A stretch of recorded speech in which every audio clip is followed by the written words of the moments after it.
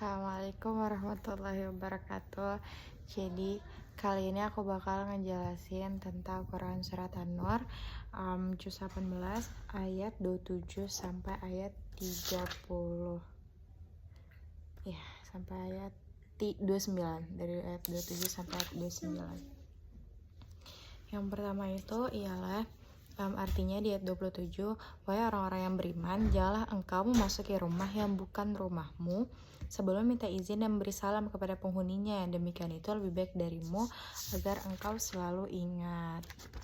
Jadi di sini itu dijelasin bahwa apabila kita ingin masuk ke rumah orang, itu kita harus meminta izin dan memberi salam dulu kepada penghuninya, karena itu hal yang baik gitu. Kenapa disebutkan wahai orang-orang beriman? Karena jadi kan misalkan kita sudah terlalu dekat gitu, misalkan kayak aku sama teman aku gitu, kita sudah terbiasa untuk datang ke rumah atau misalkan saling masuk ke rumah gitu tanpa mengetok atau tanpa gimana-gimana. Bukan ya, kalau misalkan seseorang itu tidak beriman, mereka tidak bakal mau untuk menaati perintah Allah gitu. Seseorang yang menaati perintah Allah itu hanya orang-orang yang beriman. Makanya di sini Allah bilang, janganlah kamu masuki rumah yang bukan rumahmu sebelum minta izin dan beri salam kepada penghuninya. Sedekat apapun itu, sesering apapun itu kita, atau misalkan sebeneran udah yang kayak saudara atau udah kayak apa sih namanya, yang dekat banget sampai kita tuh lupa untuk memberi izin gitu dan memberi salam, padahal Allah sudah menyuruh bahwa jangan seperti itu di rumah siapapun selagi itu bukan rumah kita, maka kita harus salam dan harus meminta izin. Kemudian di ayat selanjutnya itu adalah, dan jika kamu tidak menemui seorang pun di dalamnya, maka janganlah kamu masuk sebelum kamu mendapat izin. Dan jika dikatakan kepadamu kembalilah, maka hendaklah kamu kembali. Itu lebih suci bagimu dan Allah Maha mengetahui apa yang kamu kerjakan.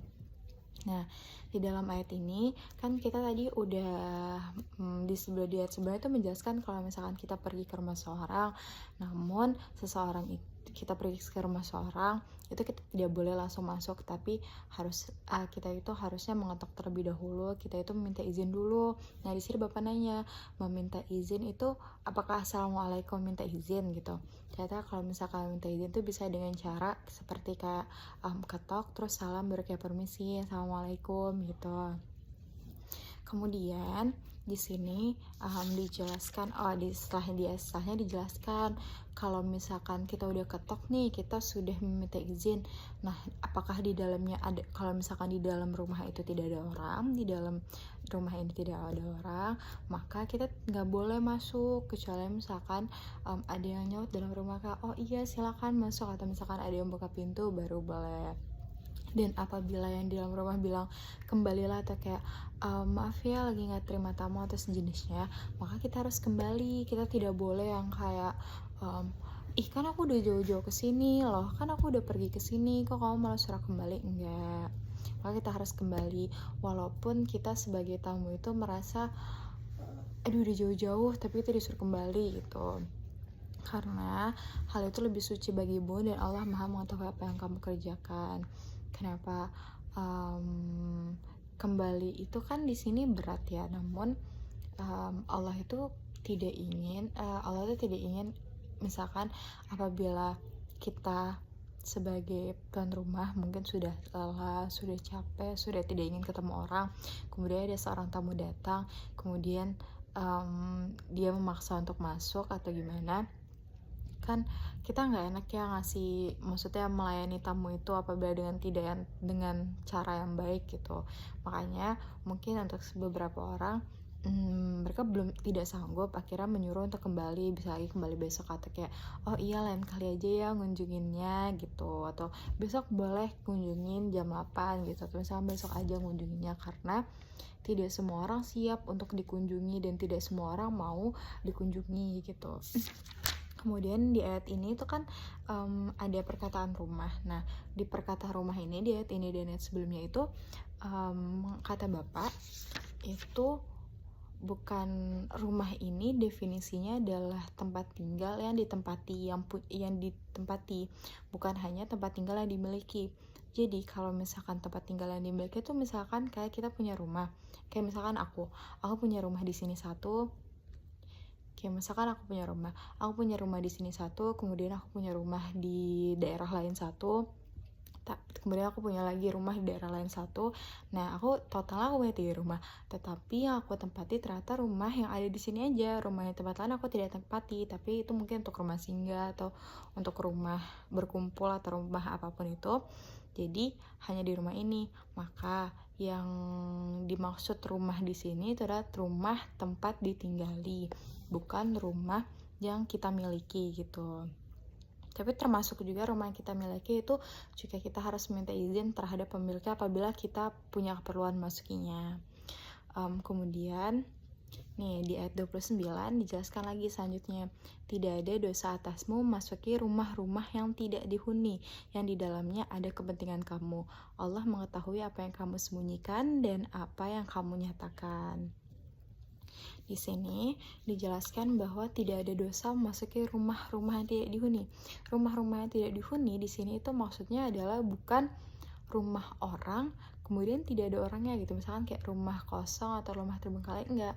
Di sini maksud rumah yang tidak dihuni yang di dalamnya ada kepentingan kamu itu dimaksudkan sebagai fasilitas umum, seperti layaknya kampus, layaknya museum, layaknya rumah sakit, layaknya office, layaknya kantor, atau layaknya jenis fasilitas lainnya kayak gedung olahraga, atau itu gor, atau itu gedung apapun yang itu fasilitas milik negara gitu, maka itu boleh untuk dimasuki. Atau jenis perkantoran itu kan semua boleh dimasukin apabila kita memiliki kepentingan kan.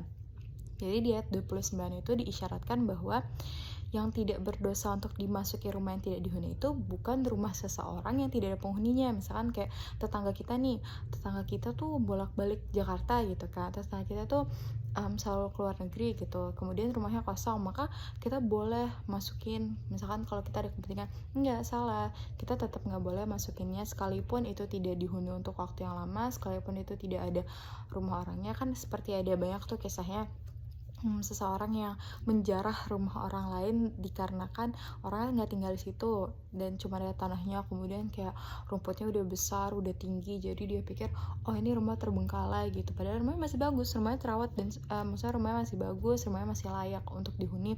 Kemudian karena mereka pikir nggak ada yang huni, akhirnya mereka huni gitu. Terus setelah pemiliknya kembali, pemilik kaget karena rumahnya tiba-tiba udah ada orang, padahal rumahnya itu dia tidak berikan ke siapa-siapa, tidak kasih ke siapa-siapa gitu. Nah, hal kayak gitu tuh tidak boleh. Jadi emang kalau rumahnya tidak dihuni yang ada kepentingan ini maksudnya adalah fasilitas umum yang disediakan oleh negara gitu.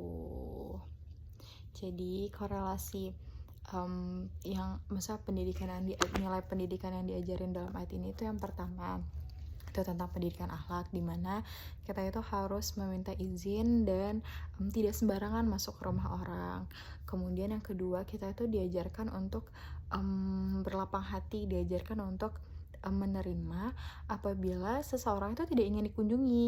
Apabila seorang tua rumah itu bilang kembalilah, atau oh lain kali aja ya, oh maaf aku lagi gak bisa terima tamu, maka kita harus berlapang hati untuk menerimanya, bahwa oh iya kita kembali lagi lain waktu ketika diizinkan gitu. Kemudian yang ketiga, itu kita tidak boleh masuk ke dalam rumah yang sembarangan yang tidak dihuni, kecuali kita memiliki kepentingan di dalamnya. Di sini tuh bisa berupa rumah sakit, bisa berupa kantor, bisa berupa kampus gitu, bisa berupa fasilitas negara lainnya yang emang itu milik negara dan itu terbuka untuk umum atau open space gitu. Demikian penjelasan aku tentang Quran Surat An-Nur ayat 27 sampai ayat 29. Wabillahi taufiq wal hidayah. Wassalamualaikum warahmatullahi wabarakatuh.